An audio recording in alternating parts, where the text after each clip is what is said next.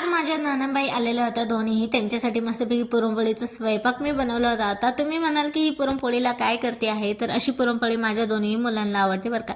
ती फोडल्यामुळे तूप जे सोडलेलं असतं ना पुरणपोळीवर, ते आतमध्ये मूर असतं पुरणामध्ये आणि एक नंबर खायला लागते. आता इथे दोन्ही नंदेनी वळून घेतला आणि साड्या देण्याचं काम आज माझं कार्टून करत होतं बरं का. आणि जेवण वगैरे करून आम्ही गवताळा फिरण्यासाठी निघालो आणि गवताळा फिरण्यासाठी रिक्षामध्ये एकाच किती दाबून बसलेलो होतो बघा. आता इथे फायनली गवताळ्याला पोहोचल्या. माझे जे छोट्या नणंदबाई आहेत ना, त्या अर्धा डोंगर चढून खाली गेलेल्या पायथ्याशी. आणि इथे ना माझ्या मोठ्या नणंदबाई, त्यांची मुलं, आम्ही सगळे असे वरती आलेलो. आणि इथे एक कुंड होता, तो बघण्यासाठी मात्र आमची तिघा मायलेकाची तगमग सुरू होती.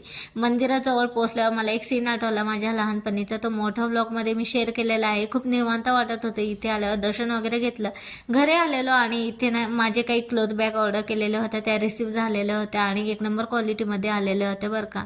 तर इथे मुलांचे कपडे ठेवण्यासाठी मी ऑर्डर केलेले होते आणि जेवण वगैरे करून गेलेलं होतं, त्यामुळे काही भूक नव्हती. फक्त खिचडी केलेली होती आणि असं संपलं होतं कालचा दिवस.